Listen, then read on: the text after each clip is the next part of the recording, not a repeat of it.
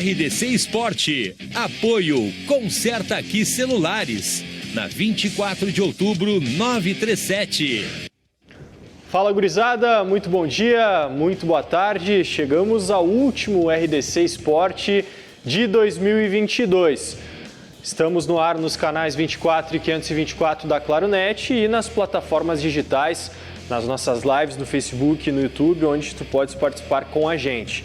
Ontem fizemos uma retrospectiva do ano do Inter, hoje é a vez de fazermos uma retrospectiva do ano do Grêmio.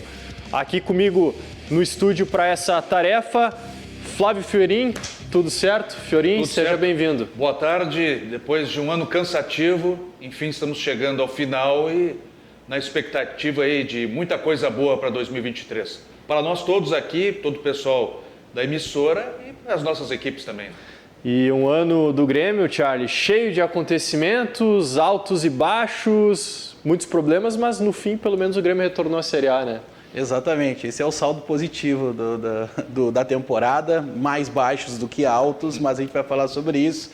Boa tarde também a todo mundo que está nos acompanhando. Vamos lá, vamos passar novamente por esse ano e é interessante a gente falar sobre vários pontos para que sirvam de lição para as próximas temporadas. Voltando a um programa que a gente fez aqui, também lá mais na metade do ano, que é aquele aluno que se autotitulou que sabe tudo, foi relapso e passou no final do ano com a nota 6, né, para passar na recuperação, foi o Grêmio. Fez o mínimo, né? Fez o mínimo. Mas vamos voltar lá para o começo do ano, porque o Grêmio cai para a Série B do Campeonato Brasileiro em 2021, tem o rebaixamento. E para 2022...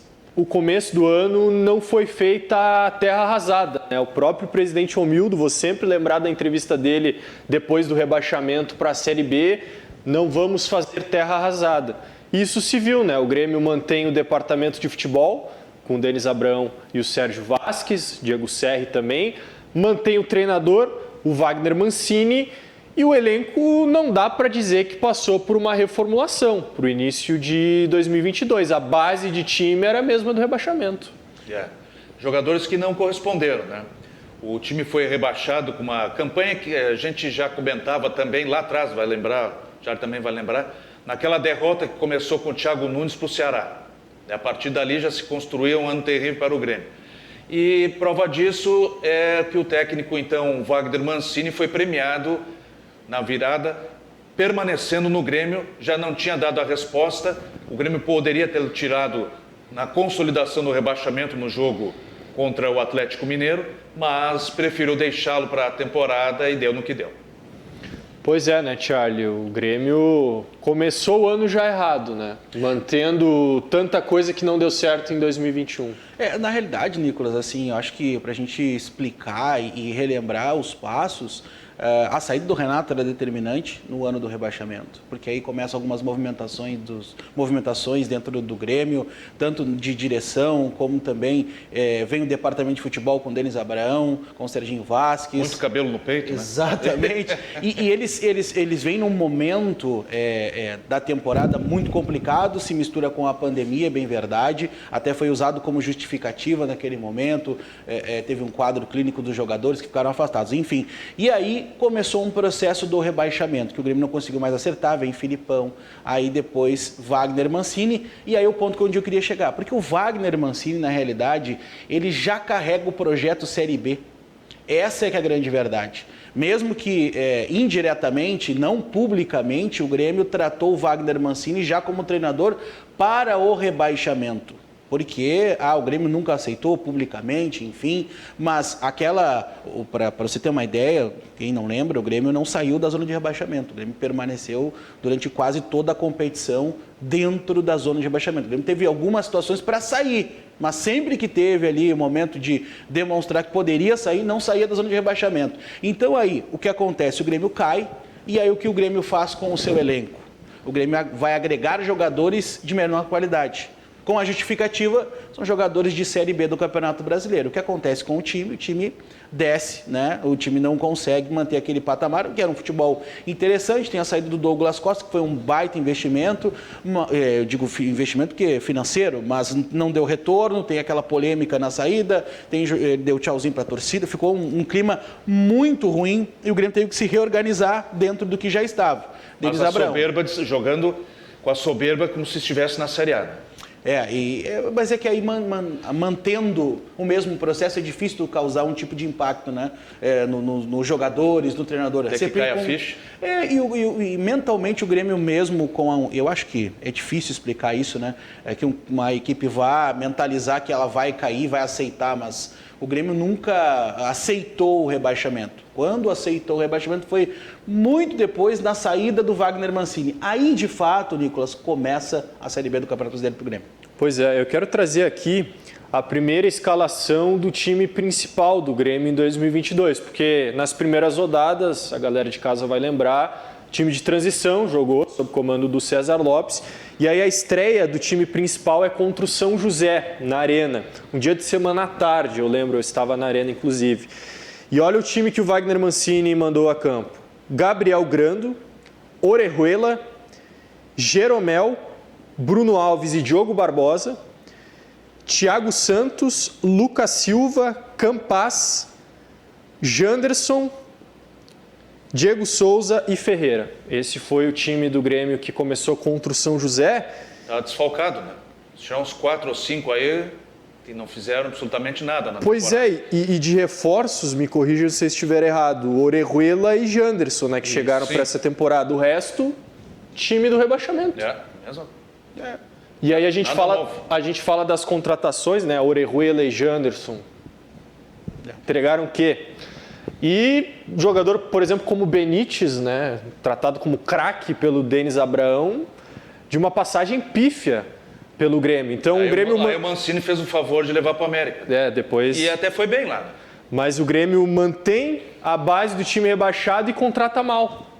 Aí fica difícil, né? E onerou o caixa, né? Se foi por água abaixo, foi para o espaço superávit e o Grêmio entra em 2023, claro, uma folha já que se comenta e se tem noção aí de que é bem alta, mas com problemas no caixa e o tão comentado e badalado pagamento do prêmio pelo acesso que não foi consolidado, né?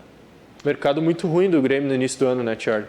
Mas é que aí, Nicolas, tem uma situação interessante a gente analisar, porque é o seguinte, futebol ele não é só feito de nomes, ele não é só uma escalação no papel, porque se a gente olha no papel, essa escalação, ela até, porque daí tu começa a analisar individualmente jogadores, o Orejuela passou pelo Cruzeiro, tem o Jeromel, zagueiro consagrado, tem Diogo Barbosa, passou pelo Palmeiras campeão, passou pelo Cruzeiro, Thiago Santos e Lucas Silva, um cara foi do Real Madrid, o outro jogou nos Estados Unidos, mas era do Palmeiras, aí tu começa o Campaz, promessa que chegou e tal, mas só que é o seguinte, tem uma coisa no futebol que é fundamental, eu vi uma opinião muito pessoal, até pode discordar todos que nos acompanham, mas é o seguinte, é encaixe, esse time nunca deu encaixe. Esse ataque... Não deu liga, não deu encaixe, sabe? Esse time ele não consegue demonstrar na Série A, ele não conseguiu demonstrar na Série B, e esse time vai culminar na demissão do Wagner Mancini, Lucas Silva e Thiago Santos, porque foi onde se diz, né, que se ganha e perde jogos é o meio campo, né? E foi exatamente ali o ponto crucial onde o Grêmio não consegue jogar. Ele insistiu, né? E para tentar puxar esse meio campo, tu tem dois caras, Campaz e Benítez, para tentar salvar dessa dupla de volantes, que com muita batalha consegue roubar uma bola, mas para entregar ela, né, não consegue. Então, assim, tudo bem, a gente vai falar que no Campeonato Estadual o Grêmio conseguiu sobressair, que o Grêmio conseguiu o título, num trabalho interessante, até que vem alguns jovens, depois vem o Elias, vem outros jogadores ali que vão abastecendo esse elenco que não tem tanta qualidade, mas assim... Foi uma escolha muito equivocada de alguns jogadores para a Série B. O Grêmio quis colocar jogadores de Série B, mas não olhou para a qualidade. Ele pode ser um jogador de Série B, mas a qualidade não pode abrir mão em nenhum momento. Desse pessoal todo que foi mantido e dos que vieram, que não acrescentaram absolutamente nada, associado a esses jogadores que não corresponderam na temporada inteira, no decorrer do programa a gente vai dar mais detalhes, mas associado a isso o péssimo clima, o ambiente do vestiário que já veio Sim. ruim, né? na virada do ano e persistiu durante um bom tempo.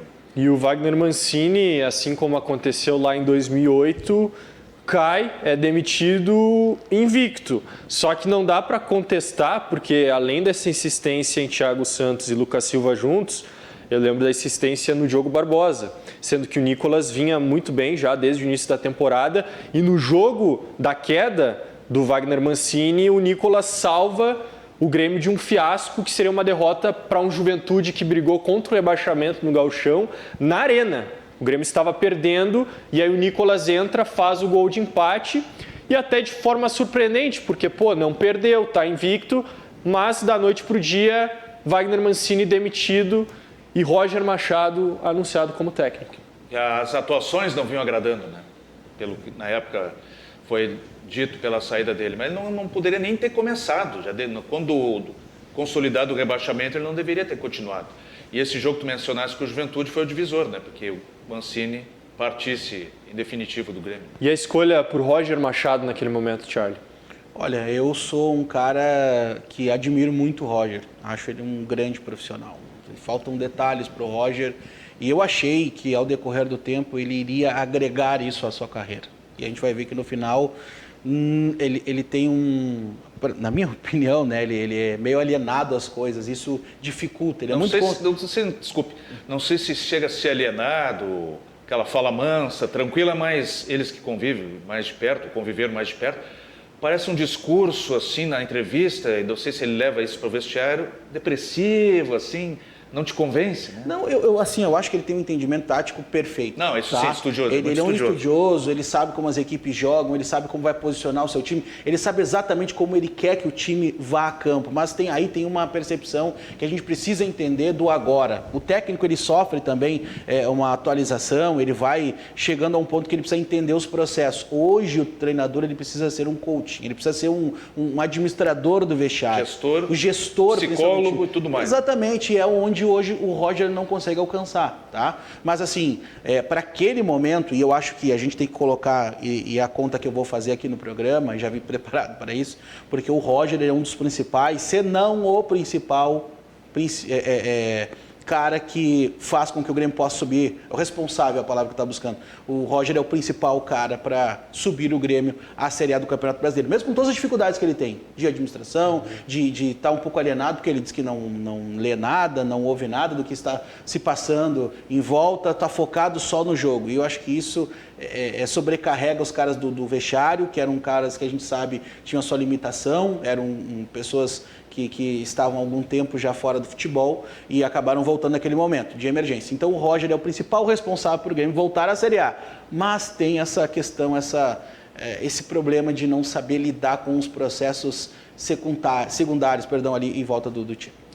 Porque eu gosto e penso de futebol, até me agradam as entrevistas e as falas do Roger, sempre tem muito conteúdo as entrevistas dele, mas eu entendo que para o torcedor um discurso diferente seria melhor, né? Mais inflamado, não tão técnico. E mesmo que o Roger fale, claramente ele tem um conhecimento muito amplo e profundo do futebol, é um estudioso, mas muitas vezes o que ele fala não se vê dentro de campo, a gente não vê assim algo de tão diferente que corresponda ao conhecimento que o Roger demonstra quando fala sobre o futebol. E pegando o início da passagem dele no Grêmio, ele começa com uma goleada, 4-0 sobre o São Luís, destravando o time do Grêmio, né? Ele saca Thiago Santos, saca Lucas Silva, até acho que um dos dois era desfalque e aí favoreceu que ele fizesse essa mudança. Mas aí o meio de campo do Grêmio com Vilhaçante, Bitelo, que foi a dupla de toda a temporada, e o Gabriel Silva. Tem aquele início muito bom, mas na sequência vem duas derrotas muito impactantes, que foi a eliminação na Copa do Brasil para o Mirassol. Glorioso Mirassol. 3-2. E também aquela derrota no Grenal que não aconteceu no primeiro momento, né, por conta da pedrada Sim, o jogo foi suspenso, né? que o ônibus do Grêmio sofreu, atingiu o Vilhaçante. Depois acontece o jogo, o Grêmio perde por 1-0 no Beira-Rio, mas sendo amplamente dominado pelo Inter, né? Foram duas derrotas muito marcantes ali no começo de trabalho do Roger. Dava um indício daquela goleada sobre o São Luís que o Roger conseguiu dar aquela cara que o time do Grêmio não vinha tendo, né?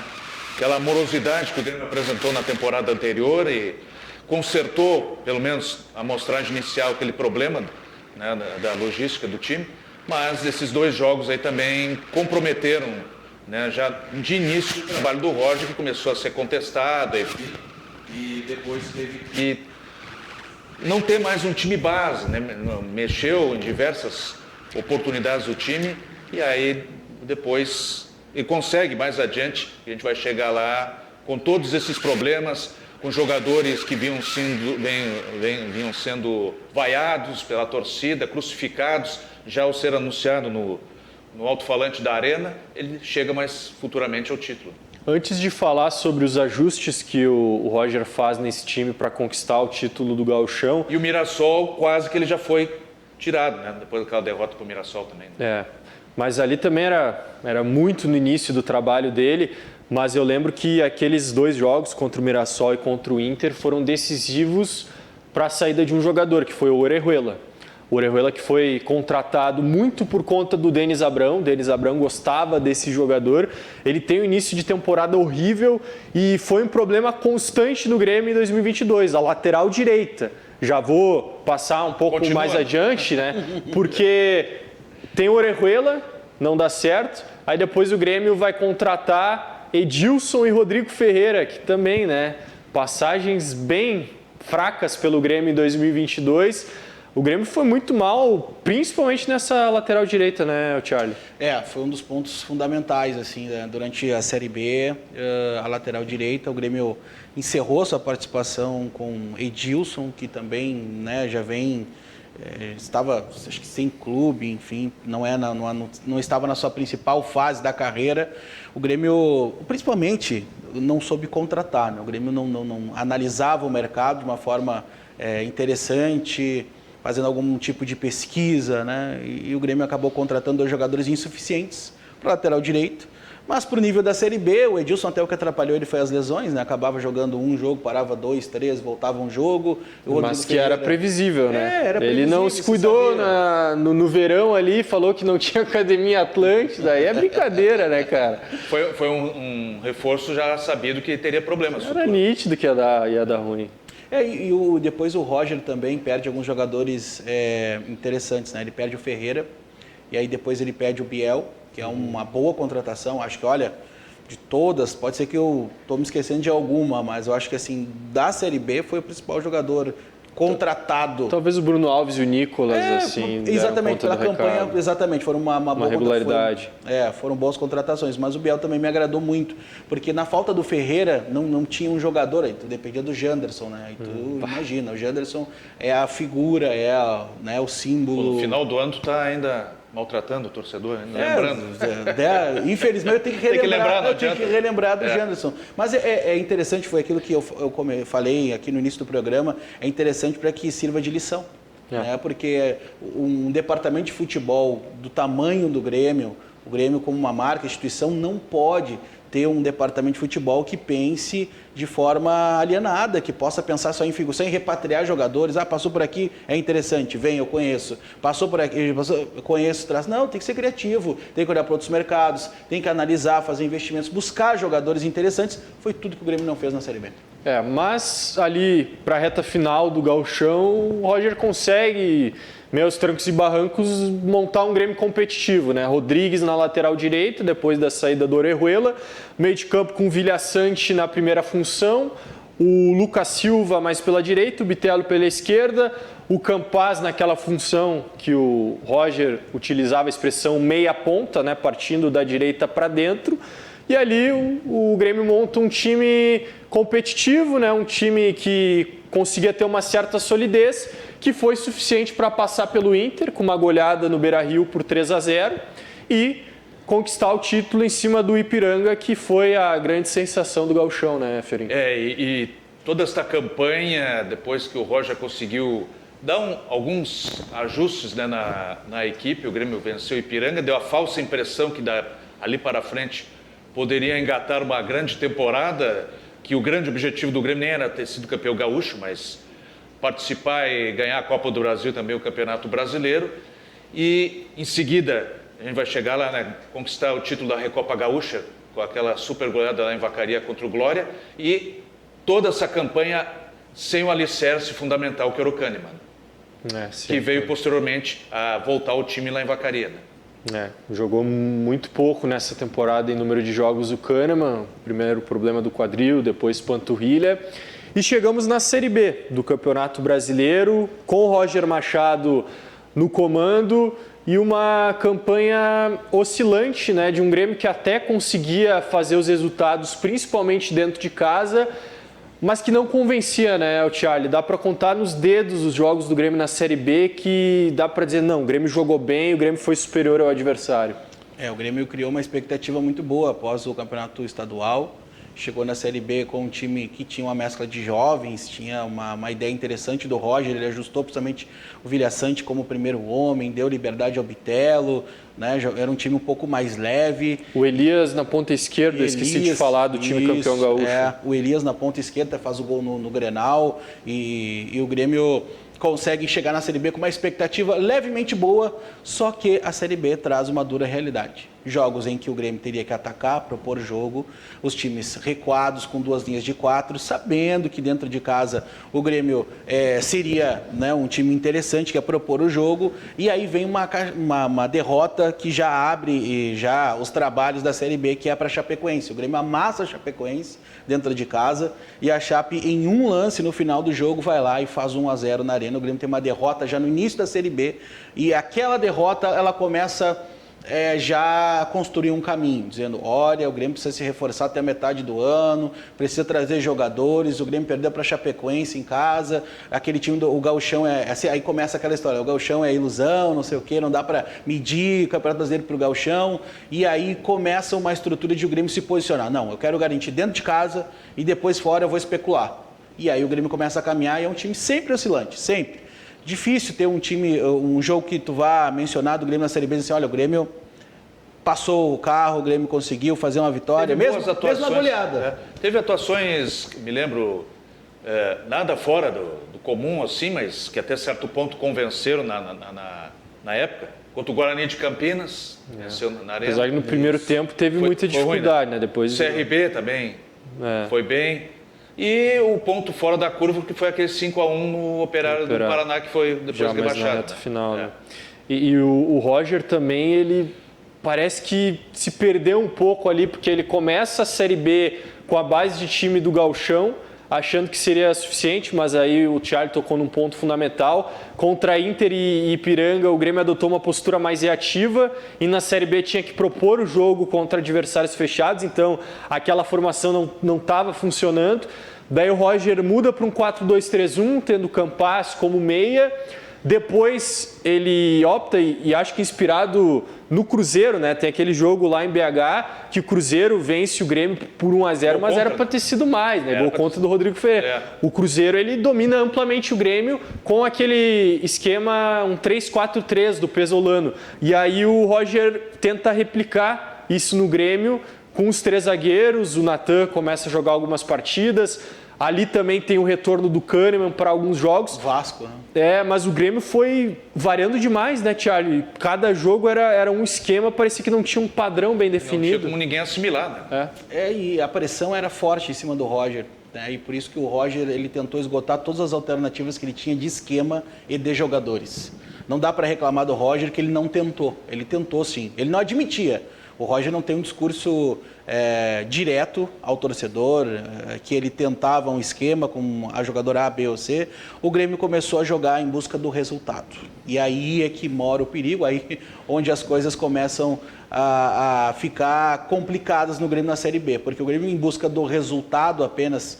por exemplo, vou mencionar o jogo contra o Vasco da Gama lá, 0-0. O Grêmio foi em busca do resultado. Com 3 zagueiros, depois o Edilson mais recuado. O Grêmio tentando tranquilamente um 0-0. Claro que já tinha uma situação um pouco mais perto do G4. E o Roger, se perdesse, estava fora, né? Exatamente. Seria demitido, a pressão era muito grande ali. Tem a entrevista do presidente Romildo no portão aqui do CT, onde ele fala, né, da manutenção do Roger Machado. Não vamos trocar, vamos continuar com a mesma situação, mesmo departamento de futebol, mesma continuidade do treinador, né? Então o Grêmio oscila muito, joga em busca do resultado, joga fora especulando, em casa consegue fazer resultados dentro da arena.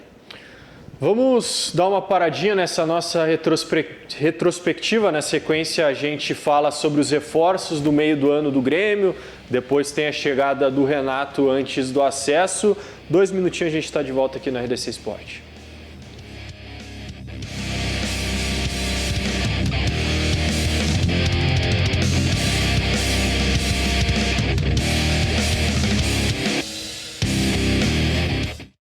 Estamos de volta com a RDC Sport aqui nos canais 24 e 524 da Claronet, nas nossas lives no Facebook e no YouTube. O último RDC Sport do ano e hoje estamos fazendo uma retrospectiva do ano do Grêmio. Falávamos sobre o início da temporada, o início da Série B e chegamos ali na metade da Série B com a janela de transferências. E eu lembro que naquele momento em específico o Grêmio vinha de uma boa sequência de resultados, tinha uma invencibilidade sob o comando do Roger Machado, o que fez a direção, ainda com Denis Abraão e Sérgio Vasquez, entender que não precisava reforçar tanto assim o elenco. E aí o Grêmio traz, naquela janela de transferências do meio do ano, jogadores que já estavam acertados e todas repatriações. Lucas Leiva, Tassiano e Guilherme. Dentro do que falávamos, né, Charlie e Fiorin, sobre essa falta de criatividade do Grêmio, todos os 3 repatriações. O prestígio que ainda estava, entre aspas, do técnico Roger, a falta de criatividade que tu mencionas agora e jogadores que não corresponderam, né? O Guilherme, no Grêmio, no início, né, da carreira também foi apenas razoável, voltou, não teve êxito. Tinha gol, né? Não tinha gol. Não tinha gol na primeira passagem como profissional e só foi marcar no último jogo da temporada contra o Brusque. Ele já estava consolidado o acesso, né? O Brusque já perdendo patrocinador, enfim, já rebaixado. E mencionaste também o Tassiano, né? E o Lucas Leiva. Que posteriormente foi negociado. Posteriormente veio do exterior para cá, tentando mostrar um pouco mais daquele Lucas Leiva que teve sucesso na Libertadores, né, de 2007. Mas, infelizmente, esses jogadores não tiveram a resposta que o torcedor esperava. Tanto é verdade que o Tassiano foi uma descoberta jogada com o Renato, mas o Roger também não encontrou a situação adequada para eles e eles caíram em desgraça com o torcedor. O Tassiano prejudicado pelas lesões também. Quando esteve em campo, também, né? Quando esteve em campo até deu um bom retorno, né? O Guilherme muito abaixo. E o Lucas Leiva, Charlie, foi uma decepção, principalmente ali no início da passagem. Ele demora a engrenar, né? Pois é, assim, até fazendo uma breve, assim... digressão. Exatamente, essa é a palavra. Sobre as contratações do Grêmio. O Grêmio sempre falou que tinha dificuldades para contratar, questão financeira, caiu para a Série B, enfim. E aí tem 3 jogadores, como tu mencionou. Primeiro, Guilherme, foi o Roger quem pediu. O Roger ligou para eles, olha, tá aí parado e tal, vem para o Grêmio. Trabalhou com ele na ultrapassagem e tal. O segundo jogador, Tassiano, que não foi uma contratação, ele tinha um empréstimo do Grêmio. Isso. E aí ele retorna ao Grêmio de empréstimo, o Grêmio fica com ele e quer o Tassiano de volta. Ele até não queria voltar, uma coisa que ficou meio entre linhas, mas ele não queria voltar da Turquia e acaba voltando. E o Lucas Leiva foi uma questão de mercado, porque o Lucas encerrou seu contrato na Itália e aí ele estava livre, o Botafogo fez uma oferta ao jogador e ele queria jogar no Grêmio. E o Grêmio não entrou em contato com ele. A história todo mundo conhece, que aí nós temos uma pessoa aqui no Rio Grande do Sul que vai e faz o meio campo entre Lucas Leiva e Grêmio, dizendo, olha, vocês não vão contratar, e foi até numa praia aqui que foi feita essa reunião.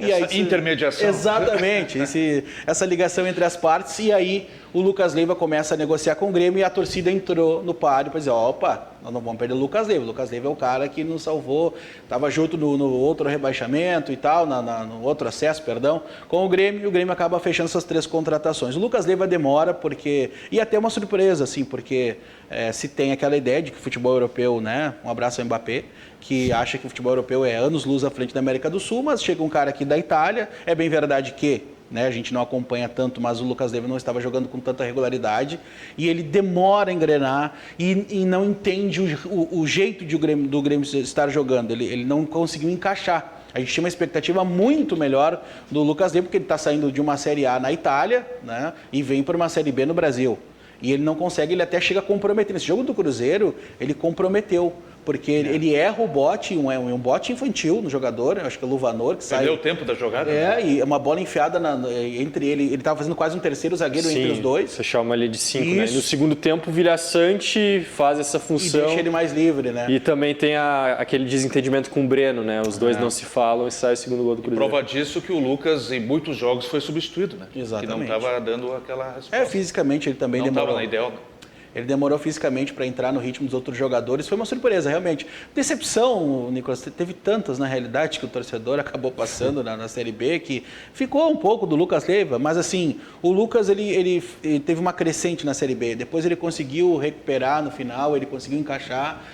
Muito do Roger também, pensando em como utilizar. O Roger nunca ficou quieto na dele, se tratando de escalação. Ele sempre foi um cara inquieto nas escalações, sempre foi um cara assim, não tá dando, não encaixou, não foi. Tava ganhando, teve 11, 12 jogos de invencibilidade, claro que foram 6 ou 7 empates nessa conta ou mais. Muitos em 0-0. Exatamente, também. Fora de casa, principalmente o Grêmio empatava fora de casa, e aquela conta, ganhava em casa, empatava fora de casa, ganhava em casa, fora de casa. Então o Grêmio foi se arrastando nessa situação, e as contratações o Grêmio foi... mais uma vez, depois do futebol não contratou bem, trouxe 3 jogadores em situações diferentes, um voltou de empréstimo, era questão de mercado, estava livre, Lucas Leiva, a gente já falou como é que acabou acontecendo, e o Guilherme foi um pedido do Roger Machado. E a mudança abrupta de comissão técnica do departamento de futebol acontece depois de uma derrota para o Criciúma, 2-0 no Heriberto Rios, o Grêmio não joga nada. E aí teve a mudança completa, comissão técnica, a saída do Roger, chegada do Renato, e também eu quero me ater nisso, depois a gente fala do Renato, a saída do departamento de futebol, composto na parte política, né, pelo Denis Abrão e pelo Sérgio Vasquez. Denis Abrão, um baita cara, uma baita figura, eu digo aqui, para tomar uma cerveja num bar deve ser maravilhoso. Mas esse tipo de dirigente, eu acho que agora, de uma vez por todas, está sacramentado que não dá mais para ter aqui no futebol do Rio Grande do Sul. É uma visão ultrapassada e ele teve grande responsabilidade em muitas das coisas ruins que aconteceram no ano do Grêmio, tanto na parte de contratações, mas também as declarações, né, as polêmicas que é engraçado, mas para a instituição fica feio. A partir do muito cabelo no peito também, né? Isso lá em 2021 ainda. E aí, que foram tantas pérolas, né? E é inegável, foi um grande dirigente, muito amor ao clube, prova disso deu a cara para bater junto com o Serginho Vasquez, foram chamados às pressas, né, pelo Romildo, mas o discurso já estava superado, servia lá na década de 90. Para os padrões atuais do futebol, se esmeraram, tentaram, 1001 promessas que o time não ia cair, caiu, que a continuidade seria dada, que o vestiário estava totalmente perfeito, o treinador tinha o comando, que se viu não era bem isso.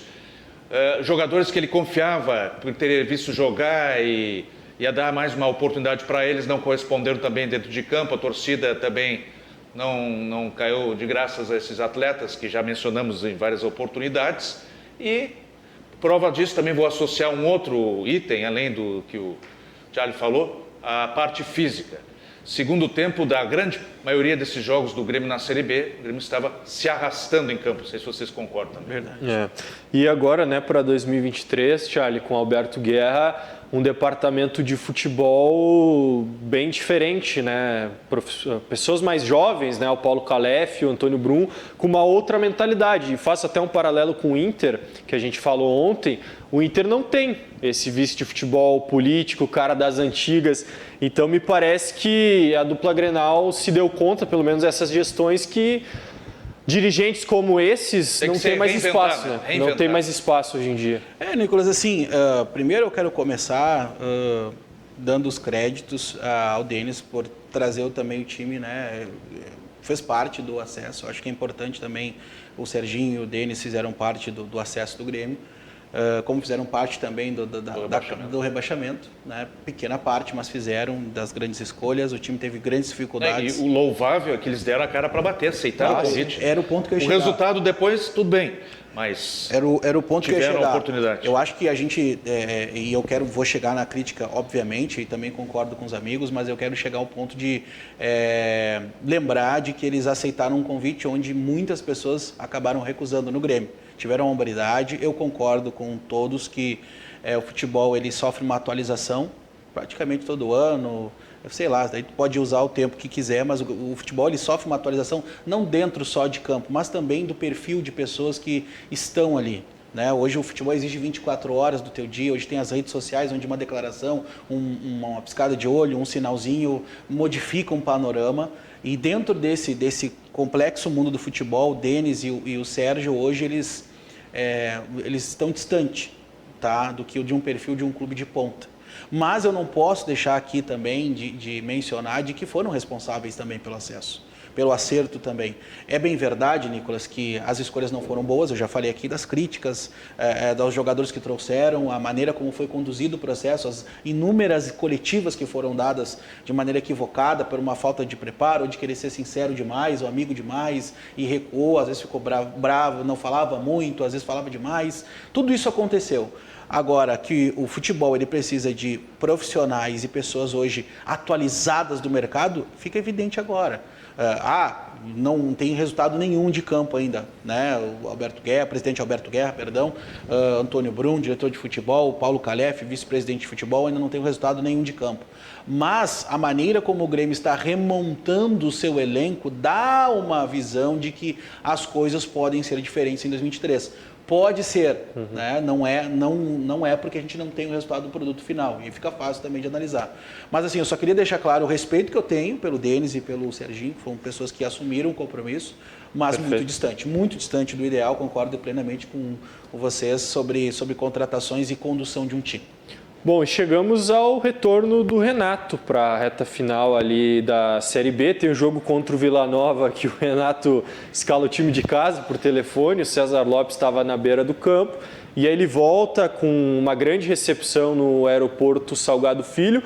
Pergunto para vocês, né, se era realmente necessário, se o Grêmio precisava do Renato naquele momento. E ao mesmo tempo o presidente Romildo não foi buscar um salvador da pátria, estava desesperado e aí vamos para o Renato de novo? Foi mais ou menos por aí? É que o Grêmio há muito tempo fica naquele círculo vicioso, né? Renato, Roger, Filipão. Renato, Roger, Filipão. Thiago Nunes deu uma quebrada na situação. Mas era o único nome que estava livre no mercado e apesar de ter sido contestado em boa parte dos jogos, o Grêmio subiria com o Roger. Os outros times todos eram de qualidade duvidosa, os outros 16 times subiram, os que tinham condições de subir. O Grêmio ia subir mesmo com o Roger Machado. Mas o presidente, então, Romildo, se desesperou, teve que voltar a carga em cima do Renato para também fazer o papel junto ao torcedor, já que ele foi um presidente vencedor no Grêmio, mas ao mesmo tempo que rebaixou, tinha a obrigação de reconduzir o Grêmio de volta à primeira divisão e o fez com o Renato. E na chegada, bem lembro, quando aqui, em inúmeros programas também, em todas as mídias, nos veículos, disse que eu estou aqui para apenas conduzir o Grêmio de volta. Depois, mais adiante, nós vamos discutir se eu vou permanecer ou não para a temporada seguinte. Mas o meu objetivo é colocar o Grêmio de volta. E depois toda aquela polêmica dos discursos de vestiário, da chave, enfim, que tu bem esteve, né? Fez uma pergunta bem pertinente, relevante, a melhor na coletiva da época, que sucede mais adiante. Obrigado. Mas assim, lembra, né, que foi foi boa. Eu perguntei para o presidente Romildo sobre isso, né, de ser o salvador da pátria e tudo mais. Mas assim, Thiago, a aposta foi muito num ambiente, né, na criação de um ambiente para aquela reta final. A gente está vendo ali tudo que o Renato proporciona, né? O torcedor gremista lotou o aeroporto Salgado Filho para recepcionar ele e o Grêmio na sequência tinha um confronto fundamental que era contra o Vasco. Sabendo, né, que não tinha muito como melhorar o desempenho, faltando tão pouco para a reta final, o presidente Romildo apostou nisso, né, na criação desse ambiente, porque com o Roger o torcedor estava desconfiado, não gostava muito das entrevistas, com o Renato era outra história, né? Nicolas, na realidade é matemática, porque o Grêmio sabe que o elenco ele não vai dar conta, sozinho. O Grêmio precisa da torcida, tá? O Grêmio precisa da sua torcida para lotar o estádio, voltar aquela empolgação. Durante a Série B, durante vários dias, falou: olha, a torcida do Grêmio é fundamental, tem que lotar o estádio. Olha, o Bahia está lotando, olha, o Vasco lota o seu estádio, o Cruzeiro tem recorde de 60, 65 mil torcedores. O Grêmio precisa fazer isso. Qual é o elo entre a torcida e o time? Se o time não tem aí qualidade, tem que ter alguém entre esses dois mundos. Renato Portaluppi, o cara que poderia fazer esse resgate aí do torcedor. Criou-se um fato novo, terminando, já estava muito desgastada a imagem do Roger com as entrevistas, e o Renato vem para dar aquele acabamento, vem ali para modificar o panorama, resgatar um pouquinho do sorriso do torcedor, porque o Renato dentro do Grêmio, Nicolas, a gente não pode colocar numa mesma conta de outros treinadores. Felizmente ou infelizmente, o Renato ele é um caso à parte no Grêmio. É uma instituição dentro de outra instituição. Ele tem coisas dentro do Grêmio, o Nicolas, que é a mesma coisa que, sei lá, tu dentro da tua casa, entendeu? Tu é daquela casa, tu tem regalias que outros não vão ter, entende? Então, assim, não dá para contar, não dá para botar na mesma conta o Renato de que outros treinadores. Então, foi a escolha do presidente Romildo. Eu, sinceramente, vou aqui abrir dizendo que eu concordei na época e concordo com a chegada do Renato, e eu nem concordei com a saída completamente. Eu não sou cego em achar que tudo que o Renato faz é bom, tá? Não sou um cara assim, mas eu entendo que o Renato tem o seu método de trabalhar, e no Grêmio, por ter toda essa abertura que ele tem, dá certo. Muitas vezes dá certo. É claro que vai ter eliminações, é claro que tem coisas partidas. Agora, o Grêmio, do jeito que perdeu para o Criciúma, o Grêmio jamais pode passar perto, Nicolas, de ter um jogo como aquele. Foi um jogo mais vergonhoso, olha, dos últimos tempos do Grêmio. O Grêmio nunca jogou tão pouco. Vergonhoso também, pegando o teu gancho, a derrota para o Ituano em casa também. Mas a maneira como se construiu contra o Criciúma foi de um time... apático, né? Olha, varziano. O Grêmio não tinha jogada. O Grêmio não conseguia construir 2 passes. Isso é que não pode acontecer. Pode ter um time medíocre, que não é ruim, é um time médio. Mas, cara, tu não pode ter uma partida como aquela. Mas e aí eu quero citar uma outra partida desse nível, já com o Renato, para corroborar com a minha ideia de que o que melhorou com o Renato foi a autoestima do torcedor para esses jogos em casa, né, a atmosfera criada na arena, mas em termos de desempenho não melhorou muita coisa, porque o segundo jogo do Renato, vocês lembram qual é? Derrota por 2-0 para o Novo Horizontino, sim. Que eu não sei qual foi pior, tá? Entre Criciúma e Novo Horizontino. Foram 2 jogos assim ridículos, que o Grêmio não finalizou a gol, sabe? Um absurdo. Mas aí tem a relação com a tabela. Aí eu acho que tem uma relação com a tabela. Por quê? Porque o Grêmio tinha esse jogo fora de casa e depois vinha para, se eu não me engano, 2 jogos em casa, em sequência. E aí o Renato, CSA Esportes. E o Renato meio que deu uma leve dividida no elenco, assim, alguns jogadores. Foi contra o Sampaio. Sampaio ele vai com time reserva. Sim, contra o Novo Horizontino era força Sampaio máxima. foi outra atuação lamentável também. Né? Não, foi ruim. Mas aí era time totalmente descaracterizado. Novo Horizontino eu cito porque eram os titulares. Não, o Grêmio toma um gol de cabeça de um jogador, né, 1,5 m, minha altura, e o Pimentinha. Toma um gol onde o Diogo Barbosa dormiu no lance e o cara ultrapassou pelo lado do campo. Eu também acho, mas ali eu acredito a uma situação de tabela. É claro que também foi uma atuação ruim, mas ali se via que o jogador já estava num processo de tabela. Agora, contra o Criciúma, eu acho que ficou muito abaixo do que essa. Essas 2 partidas foram horrorosas, mas a do Criciúma é a prova concreta de que o time queria jogar, mas não tinha como jogar. Podemos concordar aqui no último programa que esse jogo em Criciúma foi o pior do ano, né? Eu também acho. De todos. Computando-se Gauchão, Copa do Brasil, Brasileirão. E olha que tiveram alguns, né? Tiveram alguns. Do ponto de vista do time dentro de campo, o que dá para falar de grandes mudanças do Renato em relação ao Roger? O Diogo Barbosa, justamente, né, ele toma a posição do Nicolas, na minha opinião, de forma equivocada. O Nicolas fez uma temporada melhor que o Diogo Barbosa e acho até que, se fosse para ficar com um ou com outro, tudo bem que o Nicolas não era jogador do Grêmio, mas eu ficaria com o Nicolas e não com o Diogo Barbosa para 2023. E o Lucas Leiva como meia, né? Isso dá para dizer que foi um achado do Renato que, surpreendentemente, até funcionou, principalmente nesse jogo contra o Sport, em que o Lucas faz seu primeiro gol no retorno ao Grêmio. E aí o Grêmio começa a ter em casa a presença do torcedor, uma autoestima um pouquinho maior, e aí ajuda aquele processo, era uma reta final, na realidade, né? O Roger deixou o carro praticamente ali nos boxes na última volta. Deixou encaminhado o carro já.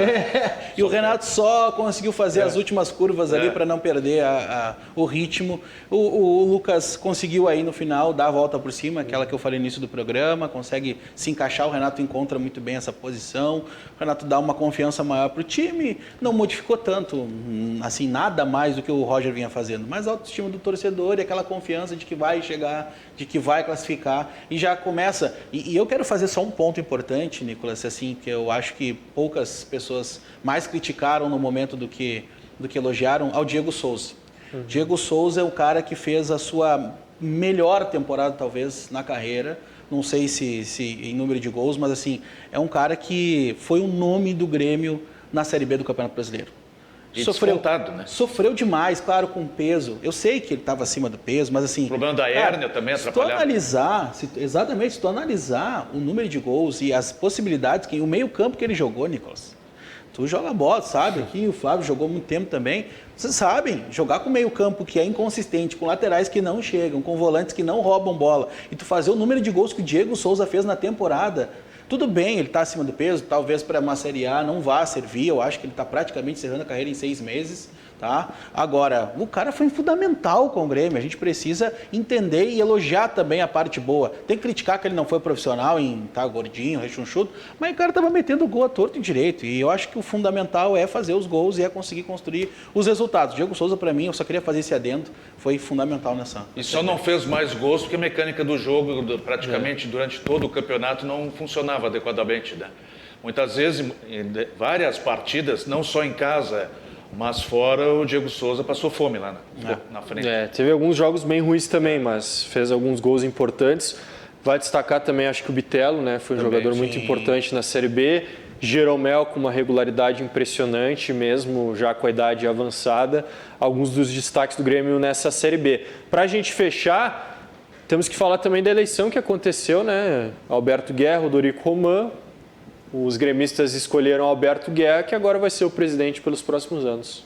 E presidente jovem, né? Também como os seus pares que foram escolhidos. Há pouco tempo, o presidente eleito Guerra já foi, dentro das suas promessas de campanha, foi constituindo o grupo, trazendo as pessoas para trabalhar junto com ele. É uma expectativa boa agora para 2023, que possa trazer novas alegrias à torcida do Grêmio, baseado no seu discurso de campanha, que é reinventar, remodelar um novo Grêmio, começar tudo de novo para trazer alegria. Eu tive um processo de 2 grandes gremistas, né, o Rodorico Roman e também hoje o presidente Alberto Guerra, com 2 propostas bem diferentes. Em cima do mesmo treinador, né? Embora a gente sabia que com o Rodorico o Renato não ia ser o treinador. 2 propostas aí diferentes, eu digo, mais uma aliada à torcida, o Alberto Guerra mais uma profissionalização do futebol. Ficou muito dividido em 2 blocos, assim, né? O Grêmio foi uma eleição, acredito eu, não tão interessante, foi para mim a primeira das redes sociais do Grêmio, foi a primeira eleição de redes sociais, onde teve a utilização aí de perfis, enfim, tudo que pode ser utilizado. Acho que como aspecto negativo o debate, né, foi uma das coisas mais lamentáveis, eu acho que é um bom adjetivo, eu ia dizer um pouquinho mais forte, mas lamentáveis vai ficar melhor. Todo mundo com vergonha de assistir. Não, foi algo terrível. Tanto pela organização, né, com todo respeito aos colegas, quanto pelos candidatos em si. Pelos candidatos, foi algo muito ruim, então, mas Alberto Guerra, né, como presidente, agora a bola para frente. É isso aí. Charlie, obrigado pela participação. Feliz 2023. Valeu também. Feliz 2023 a todo mundo. Grande abraço, sucesso, paz, dinheiro no bolso. Grande abraço. Bom Réveillon, Fiorinho. Vai ficar tranquilo, de boa? Tudo tranquilo, ficaremos por aqui mesmo. Não vamos viajar. Um grande abraço para todos daqui da RDC, nossos telespectadores. E o mais importante é entrar em 2023 com saúde. O resto a gente corre atrás. É isso aí. Lembrando sempre dos nossos parceiros da Conserta Aqui Celulares. Celular caiu, quebrou a tela. Passa lá que a gurizada resolve rapidamente para ti na 24 de outubro, 937. Um bom final de ano, bom Réveillon. A gente se vê em 2023 aqui na RDC.